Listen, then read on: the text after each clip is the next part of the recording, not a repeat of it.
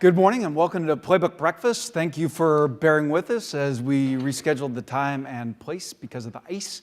I thank my Politico colleagues, Dan's colleagues at the White House for making this new date available and for you all for coming. I want to thank C-SPAN for carrying us live this morning. Welcome to our C-SPAN viewers. Welcome to our live streaming viewers. We'll love to take your questions as we go. Tweet us at #PlaybookBreakfast. I've got the Twitter machine up here, and I will take your questions. I'd like to thank the Bank of America for their continued partnership in making these conversations available. We've had a great year already. Looking forward to talking about the issues that matter most as this year goes along. So thank you to the Bank of America for that. We're honored this morning to have Dan Pfeiffer, an assistant to the president's senior advisor for strategy and communications. Dan has been with the president from day one, actually day -1. Dan Pfeiffer joined the Obama campaign the day before the president announced his exploratory committee. It was back on Martin Luther King Day, 2007. He's been with him every single day in the White House. Before that, he worked for Vice President Gore. He was on the Hill with Leader Daschle, Senator Tim Johnson, and Senator Evan Bayh. And as most of you know, Pfeiffer is a Wilmington guy and then a Georgetown guy. So thank you for being with us. And Dan Pfeiffer, welcome.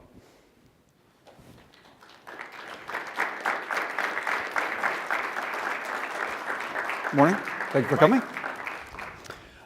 Dan, thank you for coming. We always start with the news. The president, this morning, the president issued an executive order and message to the president, which provided a framework for you to issue some sanctions, visa travels in regard to Ukraine. Tell us what the president did and why it matters. Well, I think this is part of our efforts to deal with the situation in the Ukraine. And so there's two steps today. One is, as you mentioned, executive order, which will set up a framework for potential sanctions. And the State Department, at the president's direction, is also issuing some visa bans for some individuals who've been involved in the situation in Ukraine. So that's part of our ongoing efforts, including engaging with our allies. Secretary Kerry is in Europe right now working on this to deal with the Russian intervention in Ukraine and ensure we deal with the crisis at hand. And Dan, is there a sense that this crisis is de-escalating? Well, I don't think we know that yet. I think that we're monitoring it very closely. We're continuing to put pressure on the Russians in every way we possibly can. And what is most important here is that we're supporting the Ukrainian people and the Ukrainian government. And so we're working to do that, getting some loan guarantees and assistance to the Ukrainian government, coordinating the Europeans and the G7 to also support them. And so there's a whole array of steps we're taking here. Today's executive order and visa bans is one part of that. And Dan, at the end of last week, the president made a very unusual visit to the White House briefing room at the end of the day, responding to some facts that have been coming in on the ground. How did you make that call, and how did you know what was happening on the ground? Well, in a couple ways. I think first, as we get information, it's always very important for the American people to hear from the president in times of tumult and crisis. And here we have a situation where you have Russia heading in with moving troops into Crimea, part of Ukraine. The American people have been following the situation in Ukraine pretty closely over the several weeks as we were dealing with sort of the political tumult there and the change in government. And so we thought it was important for the president to get out there as soon as we had good information. So we get information through a lot of ways. We obviously have a lot of sources, but also in this day and age, with Twitter and social media, you start to see pictures of troops in front of bases or in front of airports. That it will give us sort of a lead to follow up on as we're trying to nail down the. So in the White House, Twitter is now part of your information flow. Absolutely. I mean, we've seen this for years now. We certainly saw it, particularly this is not necessarily true in this exact situation, but in more closed societies where we have potentially less information, like in Iran during some of the political uprising earlier in the presidency. You learn a lot what was happening. We thought a lot of what was happening in the Arab Spring by folks on the ground doing individual reporting either through social media or Skype, because it gives you a sense of what's happening. Now, Dan, on Saturday, I would say that's one data point in a long list of things we look at as we analyze the situation. But it's a helpful data point that was not available just a few years ago. Now, Dan, on Saturday, the president had a remarkable call with President Putin. You announced the fact that it was 90 minutes. You don't always tell us information like that. Take away, say, half for interpretation. Say they had 45 minutes of content. That is a long call from two guys who don't have a lot to say to each other right now. Actually, that is in the array, as you think about all the calls the person makes to foreign leaders, 90 minutes is a particularly long time. I thought that was worth noting in the readout. President Obama and President Putin have had a lot of opportunities to talk over the last several years, either in bilateral situations on the world stage or through phone calls, and they're often long and vigorous. And I think that's how I would describe this one. And what's the president like behind the scenes when a crisis like this is unfolding? What's his MO? His MO is to make sure we are responding rapidly. No, I mean, what's he like? Does he tear his hair? No, that's what I'm gonna. Is what he is Does off. he sweat? He never tears his hair and he never sweats. How about you? A little bit of both. But I think what he often tries to do is take a step back. So make sure we're responding as rapidly as we can, but also take a step back and let's make sure that what we're doing is not just tactically smart, but strategically smart. What is the long-term American interest here? What is our end goal?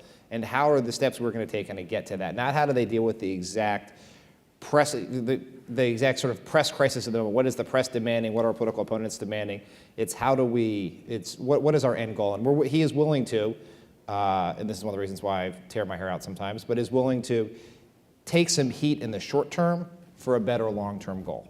And so, we saw this in Libya when we got a lot of critics that we weren't moving fast enough, we weren't doing the right thing, and then over the course of time, the strategy worked. When he's hashing out something like this, like, am I going to go on global television, a momentous decision, does he want a lot of people around his desk, around that table, a couple people? Like, what's his style for the real crunch time decisions? I think, there's sort of two elements of this. One is if we're making a policy decision, he wants a lot of people around the table, and he will set up the discussion so he's hearing from the people who disagree with the consensus or disagree with him. And we'll sort of play devil's advocate to draw that out. And a lot of times, you sit in the Situation Room, the principals are at the main table and sort of the staffers are at the back bench. The president will often usually, this is like sort of the law professor element of President Obama, will randomly call on some of the folks on the back bench. There are oftentimes it's even more steeped than the folks at the table in the details of the minute. And so you got to be ready when you're sitting on the back bench for him to call you out and ask your opinion, and you got to be prepared to give it, even if it's not the popular opinion in the room. Has he ever caught you with your mind on your BlackBerry and not on him? Fortunately, if you're in the Situation Room in the Oval Office, you don't have your BlackBerry, so you're solved that. But you got to be ready at all times. Has he ever caught you mentally napping? Absolutely. No, I've been there. It's been it's been more than 5 years now. It's been known to happen. You got to recover quick. All right, now you're at Pfeiffer44 on Twitter. What tweet that you've done has gotten the most engagement? Well, I was, this is by more circumstance than being clever, but the night bin Laden was killed, I was the one who happened to be first out to tweet the president was going to address the nation. Wait, what do you mean you happened to be the first? Well, I was faster than Jay Carney. At press sec. Yeah, and if you think back to that moment, no one, someone tweets out the president's going to address the nation.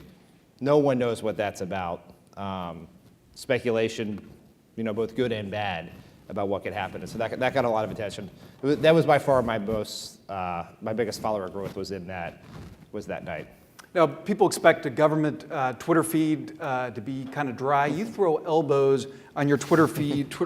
We have a tweet from just the other day. You say, GOP criticism of Pres Obama jumped the shark today when they started saying Benghazi is one of the reasons for what's happening in Crimea. Well, I did. I think Twitter is a very, it's a necessary element to any communication strategy in politics these days. It is where the debate is really shaped. So it's really where the elite political debate is shaped. We saw this more than anything else in the first debate in 2012. There is no question in my mind that the Twitter reaction to the president's performance greatly exacerbated the coverage and the reaction to it. And so you have to be in there, you have to be mixing it up. And every day Republican senators, congressmen, staffers are out there trying to characterize the president's motives, his policies, and you got to be in there. You got to be in there pushing back. Some of your campaign colleagues told me that instead of watching the debate, they watch Twitter. Talk to us about how you keep up with and shape what people are saying out there. Well, the night of, I was in the Chicago headquarters the night of that debate, sort of with the folks doing rapid response, and so we had two screens. You had the TV and you had the Twitter feed. And some folks were just watching the TV. If you're watching the TV, you were thinking, this is not great, but it's not disastrous. If you're watching the Twitter feed, you're seeing Andrew Sullivan and others threaten to commit ritual suicide over the president's performance, and it's starting to spiral, and then you know how tough the folks who had to go in the spin room are going to have it that night. And how will the effect of Twitter in 2014 be different than it was when you were reelected in 2012? I think it'll just be, every day the growth in people is exponential. I think 2012 was, for the most part, Twitter was a more elite conversation. It is how, it's how reporters are viewing events. It's how political operators are shaping that. It's how the very most politically involved folks are looking at it. I think by 2014, Twitter will be a little more like Facebook than it was in 2012. I think there'll be more regular people who are getting their information from it, and so it'll have more effect on the populace at large than it did in 2012. And last question on this: as a result of that, how is what you're doing with Twitter as an institution changing? Well, I think we're looking at different ways of doing it every day. I think the big thing in the last year or so is it's less about the 140 characters than what you're doing with graphics in images. And some of the most retweeted things we have are charts and graphs that explain the president's policy. So we're always thinking about how are we going to keep community? As we're rolling out any policy, what is the graphic representation of this that is shareable on Twitter and Facebook? Dan, as if there weren't enough happening in the world, this week was your long-set budget week. On Bloomberg Business Week, Joshua Green calls the budget Obama's $3.9 trillion campaign ad. True? No, I think that there's a little bit of a short-term memory about how budgets are amongst the way folks have covered this. Traditionally, budgets are the president's vision, particularly in a time of divided government. Budgets serve two purposes. One is it's a very specific line item model for the Appropriations Committee who are going to fund the government. Now, that has not been as relevant in recent years because Congress had not been able to pass appropriation bills. They've just been doing continuing resolutions. This year, we'll have appropriations bills because of the budget agreement. So it serves a very significant, very important purpose there. It also lays out a broader vision for how the president govern, what his long-term vision is, what we should be investing in, how we should deal with our deficits.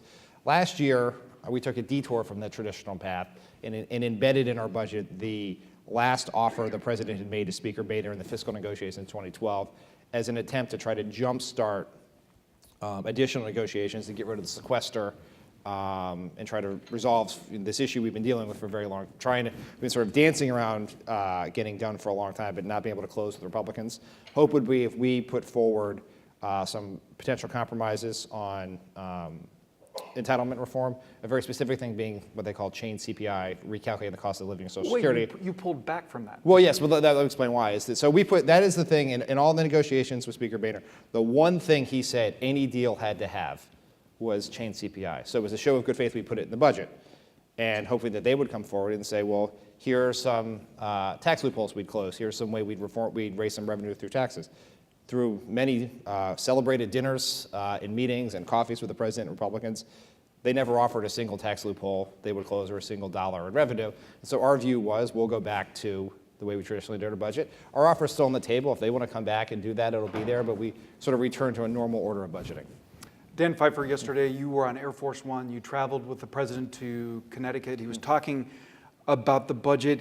His new focus on income inequality, do you see that helping or hurting red and purple state senators who are up in 14? Well, I think the way the president looks at it is that there is the challenge for the American economy and for middle-class folks and folks who want to get in the middle class right now is shrinking opportunity. It's shrinking mobility. One of the causes of that is growing income inequality. I mean, there are also some larger factors like globalization, changes in technology that allow factories and producers to be more efficient and need less labor. So he laid out in the State of the Union what he called an opportunity agenda, that to restore opportunity and deal with causes including rising income inequality. And I think the model, what the president laid out in the State of the Union, and then also in a speech he gave at the DNC on Friday, which a lot of people didn't see because it happened right after the situation in Ukraine escalated. But we laid out what I believe is a model that Democrats in red states, blue states, and purple states all can run on. There's tremendous unanimity around the economic agenda in the Democratic Party. And that is, the good news for that is, as you head into the election, that is where the public's focus is. Now, Dan, there's been a clear shift in your rhetoric from income inequality to growth and opportunity. How did that come about? Well, I think income inequality is a very real problem. It is a tremendous challenge we need to address. It is just one piece of, a very important piece, but one piece of the overall, an overall economic plan. And so we want to make sure that we are talking about how we're dealing with income inequality, economic mobility, economic growth, creating jobs. So it's part of a whole piece of this. And is there research or indications that this will help you reach beyond the Democratic base? Well, I think that one perfect example of this is the minimum wage. The focus around, if you read the papers, listen to folks in this town, is that the Affordable Care Act will be the biggest issue in the 2014 elections. If you actually look at the research and the data, minimum wage is a much more powerful issue than the Affordable Care Act. Washington Post, ABC had a poll last week asking you, would you be more or less likely to vote for someone who supported the minimum wage? 50% more likely to vote for someone. And it's a powerful issue among Republicans. It is, and independents. So let's compare ACA and minimum wage. 50% more likely to support someone who supported the minimum wage, 34% more likely to support someone who supported ACA. So it's a 16-point gap. Among independents, it's 50-35, 15-point gap. And so there's tremendous power to this issue, and it's because American people will view this as a values issue, which is if you work full-time in this country, you should not live in poverty.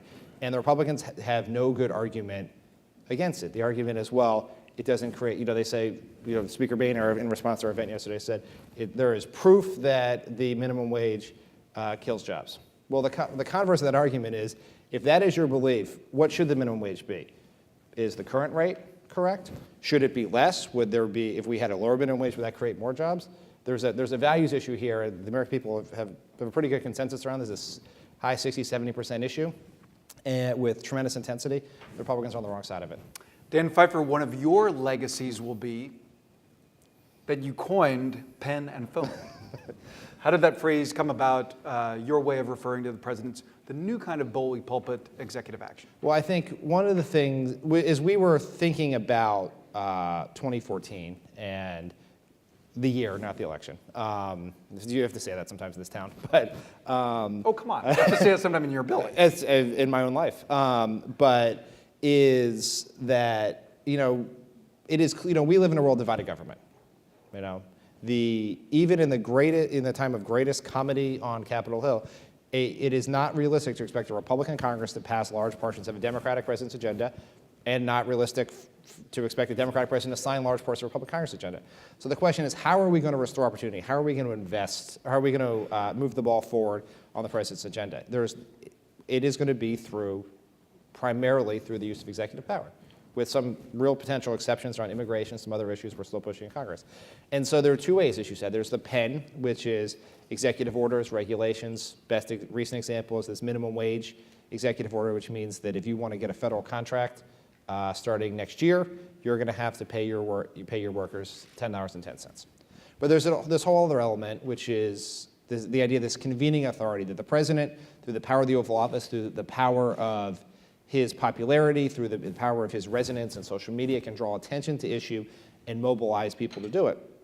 And we were looking for a way to describe, how do you describe that in a way people understand? Because convening authority is a terrible name that we've tried to ban in the White House. And so it's really the president's phone. And this has been tremendously powerful. A couple of recent examples is we have an initiative called Connect Ed that is done entirely through executive authority, where we're going to provide access to high-speed wireless for nearly every student in the country. You've put together $1 billion. Yes, and through the president urging the tech industry, there's been $1 billion in commitments from some of the biggest tech companies for technology in these schools, tablets, computers, the like, to take advantage of this. That's an example. We saw a perfect example of this in the minimum wage yesterday, which is he's made a call. We are trying to pass legislation sponsored by Senator Harkin and Congressman Miller through Congress. Republicans are opposing that, but that is not passing legislation is one way in which we will achieve the president's goal of raising wages for the American people. We do it through the executive order. That's a couple 100,000 people. We are urging states and cities to use local referendum and legislative measures to do it. We were with several governors from the Northeast who all endorsed a 10 minimum wage and trying to move that through. But we're also calling on companies to do it. And so I think most famously, the Gap announced they were going to raise wages to $10 an hour. That's about 65,000 employees. When we arrived in Boston yesterday for a fundraiser after this event in Connecticut you referenced, you open up the Boston Globe, and in the front section, a full-page ad from a guy named Ernie Bach, who owns a series of car dealerships in the Massachusetts area. It says, "I did it." And he declares in there that he's going to raise wages to $10.10 for his employees. He employs about 800 people. And he's encouraging other companies to do it. So we're trying to build momentum here. And that's through the president's phone, through the bully pulpit. And it's going to make a real difference. At the end of the year, we want to pass Harkin Miller. We're going to push really hard to do that. But our goal is, how we evaluate our successes, on this specific issue of minimum wage, how many people's wages did we raise? But how did you coin the actual phrase, pen and phone? How did that come to you? Well, this really was a process of trial and error to try to figure out, as part of an effort to stop everyone in the White House from saying convening authority, and phone alliteration with pen, and much simpler and easier understood than convening authority. Now, you personally have been involved in pushing the departments, pushing the Domestic Policy Council, pushing different parts of the government to come up with stuff that the president can do on his own. But it's hard because the good stuff you did with your previous push, we can't wait. Well, I think I think that we have tried to inject. The president has sort of ordered us to inject new creativity and new thinking into uses of executive authority. And so, we have done a lot through executive authority. Most notably, I think, deferred action for the population known as the DREAM students, and stuff on student loans and clean energy and stuff in the past. But this year now, he basically said, we got 3 years left. This is the greatest opportunity we're going to have. We're never going to have a great opportunity to do more good for more people than we do here. So let's inject new creativity into this, new thinking, new energy. Let's go outside of the building and talk to people. So did he specifically tell you, think bigger? He said, think bigger and think harder. And so I think that takes several ways. We got some new folks into the White House, like John Podesta, who have a real expertise and experience in these matters. He's been very helpful in this. We have some new cabinet members this time, in this term. We're going outside the building. We're talking to academics, business folks, policy folks, alumni from our administration and others, Republicans and Democrats, to get ideas. We are going back to the agencies and departments and saying, what is it you looked at but decided not to do? Let's dust that off and give it another look. It may be there's a very good reason you didn't do it. It may be the context has changed. It makes more sense now. It may be it's something we wanted to do, we held off on because there's a potential legislative path that we were trying to preserve. So there's an ongoing government-wide effort to find more things the president can do under executive action. You personally are pushing on him hard. We're pushing very hard to look for things. We want to be out. The president wants to be out. Every day that goes by that we're not moving the ball forward in some way, it's a day we're not going to get back. Now, the president in his second term has been taking more risk. And we see one example of this with the First Lady. Let's Move in the first term was more encouragement. This year we're seeing a little bit of the fist regulations on food. Are we going to see the president be tougher in the second term? Will he have the freedom to take more risks? Well, I think, I would say, if I think back to the first term, it was not a risk-free endeavor. taking the steps to save the auto industry when every poll, including ones in Michigan, said that was a terrible idea and great risk. So I think that we were not cautious in the first term. I think there is certainly a freedom in your thinking in a second term because you have fewer political pressures, and we're going to try to take advantage of that to do more things. Will we see a little bit more the community organizer influence in the second term? I'm not not entirely sure what that means. I think that the phone efforts that you refer to are something that grows from the president's experience. And it's not just experience as a community organizer. He's a community organizer because he has a belief that change happens from the bottom up, not the top down. And so I think we're always trying to do that. We'll always try to build on it. Now, Dan, as long as I've known you, going back to when you were on the Hill, you've been fascinated by how ideas spread, how people get their impressions, and this has changed so dramatically in the time that you've been in the White House. Look ahead. Think about what your successor is going to face. How do you imagine the media and press environment in 5 years? Well, I have great sympathy for whoever has my job in 5 years because the speed at which things are happening is moving exponentially every year. I mean, just think about the changes in technology. Is in 2008, the Obama campaign was we broke all kinds of barriers. We're the smartest internet campaign ever. We were pushing the envelope, and the Obama campaign sent one tweet in 2008. By the time 2012 comes, Twitter is driving the debate. It's a huge piece of the strategy. The campaign folks spend time every day thinking about how you use Twitter in the campaign. So there will be something in 2016 that we don't know what is yet, but I can promise you it's going to make it's going to be faster and with greater potential benefit, but also greater risk, and it'll probably be great for campaigns and make governing harder. Dan, and why does it make governing harder? Well, I think that because governing takes time. You have to make decisions. You have to make decisions that have good substantive outcomes that are thought through, and basically what used to take a week or 2 weeks in terms of the press cycle of people. Let's take Ukraine as an example. In 10 years ago, maybe even 5 years ago, something happens in Ukraine, president goes out, everyone covers the fact that it happened, then everyone's all together on it and we're united, and then we see how the strategy plays itself out, and then maybe people start to have a critic, and then there's a moment where the press turns on you, and then now that all happened, like the president spoke at like 4 o'clock, it was at the DNC giving a speech at 5, and all of that happened by the time he got off the stage of the DNC. And so it lends itself to, it makes it harder to be deliberative and strategic in an environment where you are. It's basically the way, if you use a sports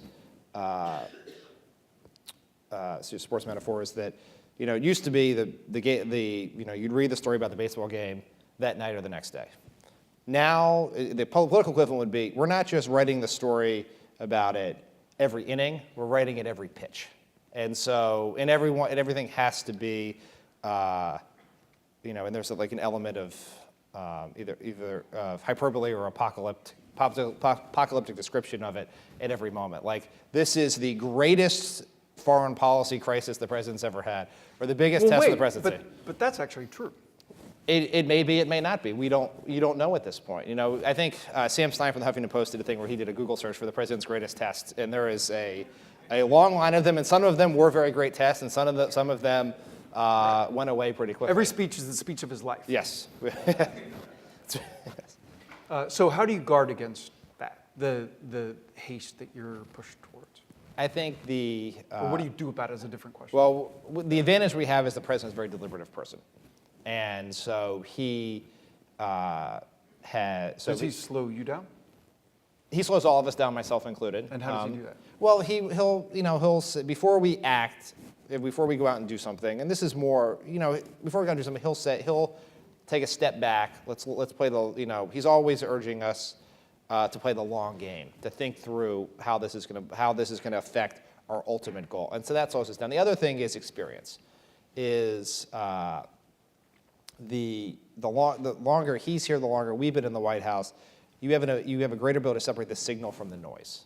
What is a real political problem, a real legislative problem, and what's just the fleeting thing in the moment. And I was thinking about this when Secretary Gates' book came out, and there was, while that book was, I think, very generous and complimentary to the president in many ways, there were some excerpts in there that were taken and blown up to be this big thing. Took it very in stride. I'm confident that 4 years prior, a lot of people in the White House, myself included, be running around like chickens with their heads cut off, trying to figure out how we're going to respond to this. This is the biggest thing ever.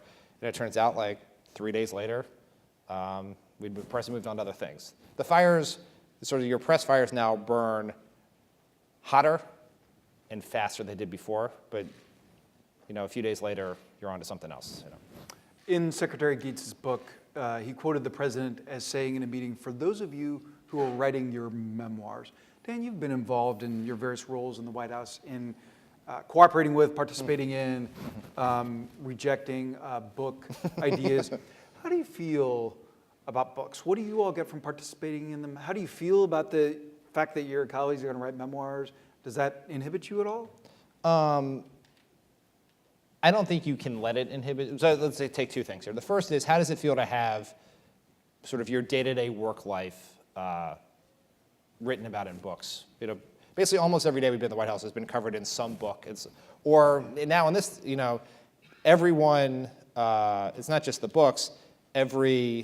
Politico does this, the Times, everyone writes a TikTok of every event. So it's written in, I say this generously, Woodward-style writing. What was everyone thinking in the room? What were they doing? And it's all very dramatic. And so that is a very surreal experience because, you go back and like glance through these books or read them. And I try not to read most of them, but a lot of them are excerpted in the papers and such. And you're like, and you don't even remember the day that is treated as this tremendously dramatic pivot point in the historical analysis of the presidency. And it's just like your normal day. And so I always say to the reporters who who are writing about these books or folks thinking about it, it's like, imagine if someone went into your workplace and wrote about every day you had, like, if there was a reporter embedded at Politico or elsewhere. That would be great stuff. Yeah. It'd be very, very surreal, and because it's all interesting and important because this is government and the White House, but also can be pretty boring on a daily basis. And so when you're writing books, it's got to, it's a lot of the stuff is, some of it's inaccurate, a lot of it's accurate. It just feels to me when I read it later as more dramatic than it really was. It was like, and I think in terms of colleagues writing memoirs, you can't. One way to approach it would be, I'm never going to say anything of consequence because. Jay's taking notes. Because someone's taking notes. I trust Jay. But someone is going to write about it a year from now, 10 years from now. But if you worry about that, then you're basically just going to sit in your office all day long. Do a lot of people take notes? Some do. I think I don't know of anyone who's taken them for the express purpose of a book. I suspect that a lot of some of my colleagues will write books. I think in the long run, that's a good thing. I was thinking about this when I was reading Robert Caro's book last year. Which one? The most recent one on LBJ. Is that is an amazingly detailed portrait of the presidency. And the books that some of my colleagues will write will help inform that about President Obama 40 years now, 50 years now. And I think there's a good historical benefit. And is taking notes in meetings, is it frowned on, a little bit of a party foul, or is it part of the job? It's part of the job. I'd say, as far as I know, everyone is taking notes for the purposes of referring to the notes later to do their job in this current day. Will you write a book? I've thought about that. I don't know. I don't know that I would. I don't know that who would want to read that book, but I think it would be an interesting thing to do. And having been here for every day of it, it would be.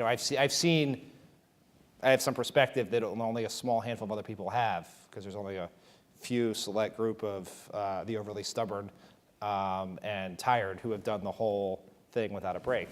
So it's interesting. I think that a book about the data, there's historical benefit for here's one person's view of how this decision was made or that decision was made, and that's interesting. I think there's also some perspective on not just about this president, but what it's like to govern in this day and age.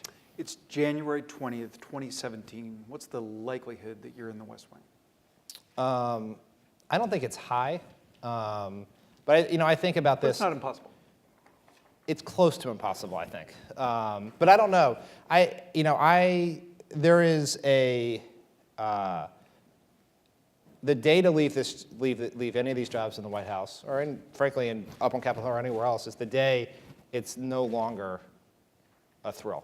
If you can't find one reason to be thrilled during the day when you work in the White House, then it's probably time to go. And people leave for very good reasons, and I don't know when that'll happen. There are times I thought it was close to happening, but this year has been the most exciting year that I've worked at the White House to date. I think that there's a new energy. The president is focused. We have a map and a plan of how we're going to use the next 3 years to advance our agenda, and I think that is very energizing. And when that's no longer energizing, it's when I decide to do something else. I mean, that's a remarkable statement because that's not apparent on the outside. What is the trigger, the ignition for that internal excitement? I think it is that a little bit is you feel the ticking clock, which is like 3 years ago from now seems like a century ago to me. So it doesn't feel like this is going to end, tomorrow. But you got. The president said, I said this earlier, but he says this to us all the time. You will never have a great opportunity in your life to do more good for more people than you have right now. And so, how can we maximize it? How can we do real things? This is the greatest job I'll ever have. And so that's exciting. And I think that people feel that. And 2013 is viewed, by a lot of folks as this terrible, tough year for the president. And it was an annoying year in a lot of ways because a lot of stuff happened that was distracting and challenging, and there was some, and we made some mistakes around healthcare.gov most notably that we deeply regret. But we made progress, and when you think back on it, it's like if we took all of that and we're still kicking and we're moving forward and we're doing real things, that's great. I know that you don't expect this to happen and you don't dwell on it, but you plan ahead. If you have a Republican Senate in January 2015, which will mean a totally Republican Capitol, what will be your strategy agenda for dealing with them? I'm not planning on it. We're not preparing for it. I am very confident the Democrats will retain the Senate. I think if you and I have been having this conversation at this point in 2012, at this point in 2010, the expectation would be the Republicans take the Senate. Yet Harry Reid is still the leader. I think that will happen again, and that's where all of our energy and our focus is. Let's talk about what it would mean. It would mean vetoes. It would mean investigations. It would mean what else? Well, I think it would mean a loss for an agenda the American people care about and support. I think it is most notably in the arena of judicial and executive nominations. The Republican Senate, I imagine, would block almost everything. The fact that this president got, in the last year, 4 nominees to the second most powerful court in the land, the D.C. Circuit Court of Appeals, is going to have a real consequence for an agenda and a jurisprudence the president cares about. That would not happen with the Republican Senate. The ability to pass a budget deal that it's not everything everyone wants, but relieve some of the sequester and invest in things like transportation and education, that would not happen with the Republicans in charge of the Senate. The Republicans would, with the Republican House, we've had 50 repeal votes on health care the last few years. Republican Senate, I promise you, would spend all of its time, instead of creating jobs, growing the economy, expanding opportunity, trying to repeal the Affordable Care Act. They would fail in that, but they would try, and that's a wasted opportunity. All right, Dan, it's June 2017. You've turned down that big job with the NBA. You are the Washington bureau chief of the New York Times. How do you change the structure of how the presidency is covered? Well, I think this is a fascinating question, because I think that that both in the way in which the White House does things and the way in which the White House press corps covers the White House are both probably slightly a little outdated and not meeting the time. And things are moving too fast to make all those changes right now, but I think a fair amount about Jay's briefing, for instance, which I think is critically important that that there's a place during the day at some point in time on camera where the White House is forced to answer questions from the press. I think that's important.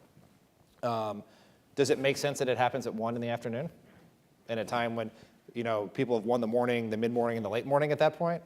Probably not. But that's kind of what we want to do. It's what the press wants. So you got to think about it.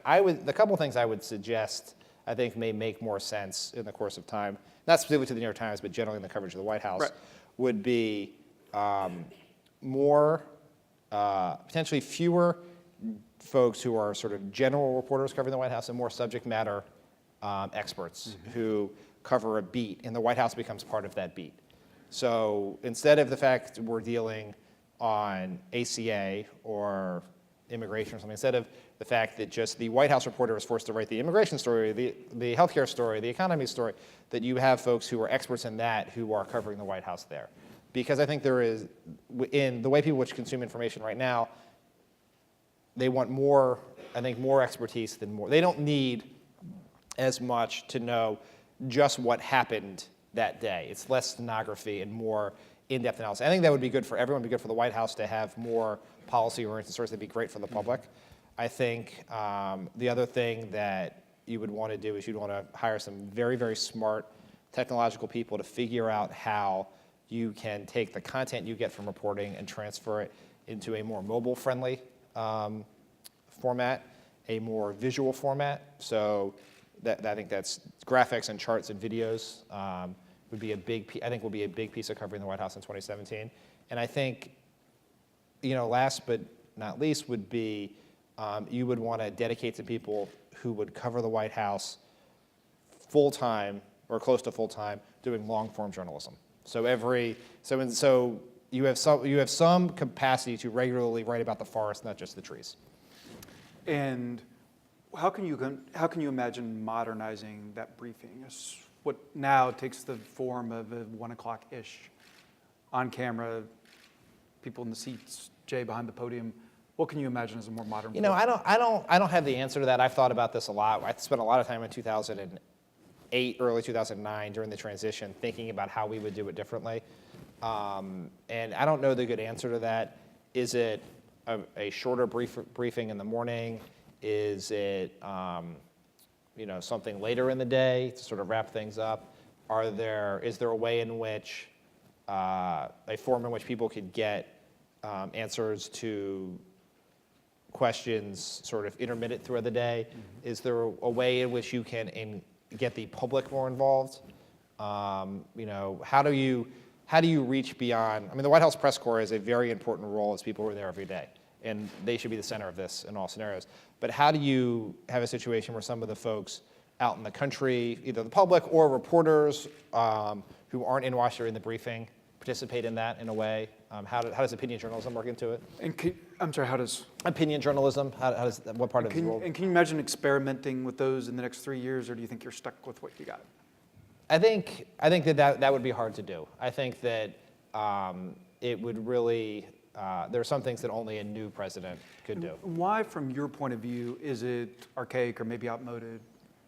I think. It is. For the folks who work in our press office or on the front lines dealing with reporters, they have talked to the reporters who are in the briefing 10 times by the time they get to the briefing and ask Jay a question.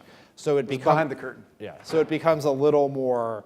They've already written their stories. They've already tweeted about. They've already blogged, and so that's a chance on camera where Jay has to stand up there and answer. Be held account or lay out our message on camera. I think that's very important, but it's not as informative as it used to be. That used to be your one shot to get an answer. And that's all that mattered, because you were going to write one story that you're going to turn in at 6 o'clock and it was going to be in a paper tomorrow, or you're going to do one broadcast at 6:30, and that's not the case anymore. Dan, we're about to get the hook here, so very rapid round as we say goodbye. What's a book you've read recently that you recommend to people who work for and with you? Well, over the course of the holidays, I read 2 books that I read for the express purpose of thinking about the job, and that was, I read Peter Baker's book on the Bush administration, Days of Fire, and I went back and reread John Harris's book on Bill Clinton, The Survivor. And I thought what was useful to me in that was, for all of the apocalyptic descriptions of our 2013, life is just really hard in the White House, and I looked at that and I said, you know what? Our 2013 seemed a lot better than almost every year of the Bush administration and most years of the Clinton administration. And so it gives you some perspective of it. Dan, in September, you had a heart scare, a health scare, you were hospitalized twice. What's changed as a result of that? I think that gave me real perspective. And tell us what happened. Well, ironically enough, I was at a dinner with reporters during the Syria, preparation for the Syria vote, having a very vigorous debate about the merits of Oval Office addresses. And what essentially had what was a layman's term would be a mini stroke, where I had symptoms of a mini stroke, which sort of lost feeling in half my, sort of the right side of my body. Scary at the time. Went to the hospital, got very, very good health coverage, very good health care, but at George Washington Hospital, not from the White House doctors. And Wait, George Washington? George They Washington? give you good care? Yeah, I know. I was closer to George Washington than GW than Georgetown at the time. So I was very fortunate there. The mistake I made was I went to work the next day and ended up back in the hospital. But I think that gave me a lot of perspective on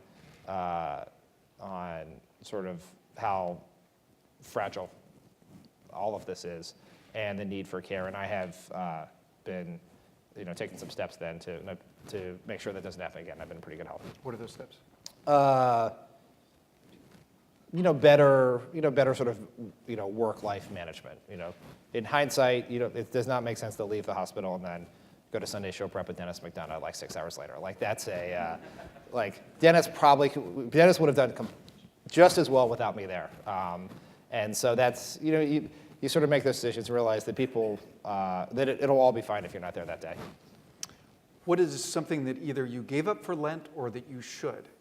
I can think of 1,000 things I should. I think that what I probably should give up is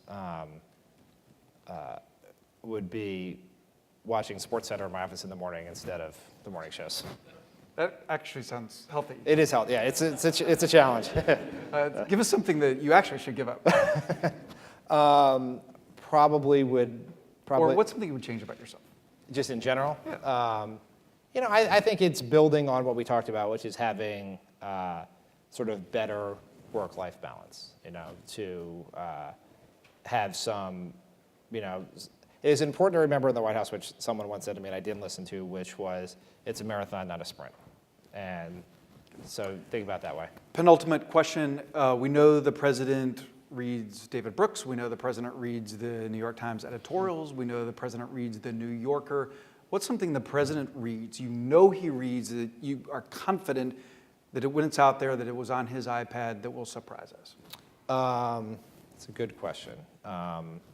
He reads, like I said, he reads a lot of magazines, what you mentioned ones. Reads a lot of, this probably wouldn't be surprising, but ESPN and Sports Illustrated. What is surprising would not be any specific publication, but he finds things in the internet digging pretty deep that are interesting articles that someone has written. There's like subject matter experts, like he mentioned a very fascinating piece about. I don't even remember where it was, but it wasn't in any of the ones you mentioned about the disappearing bees and the fact that this is an issue that there are fewer bees, and this has to do with climate change, but very interested in that and brings that stuff up.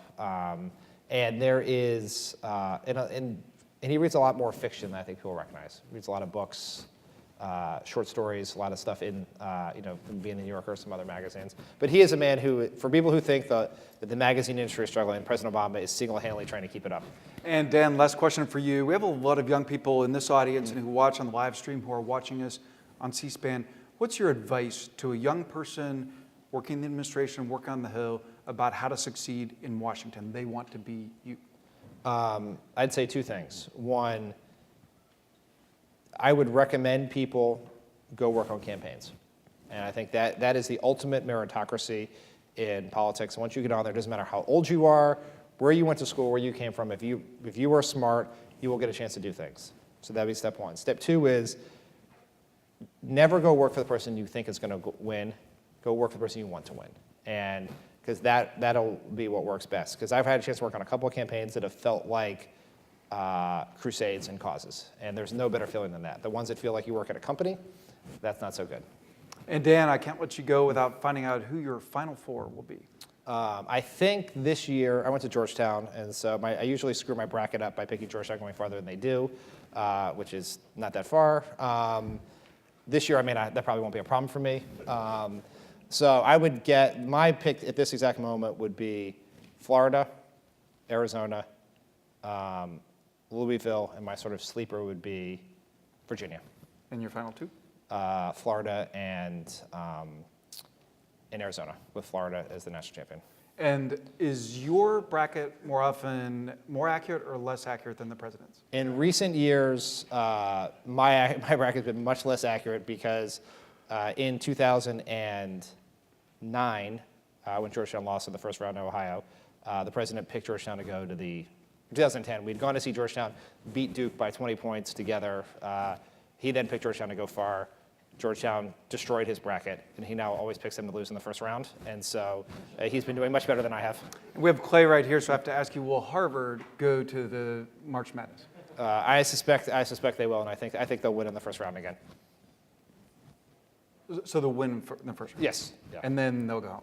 Yes, I think they'll go home at that point. All right. I want to thank those of you who are watching on live stream, those of you who are watching on C-SPAN. C-SPAN, thank you for carrying this fascinating conversation. I'd like to thank Dan's colleagues at the White House who made this possible, the amazing events team at Politico. Thank Bank of America for making these conversations possible. And thank all of you for coming out. Dan, thank you for a great conversation. Okay, thank you. Thank you.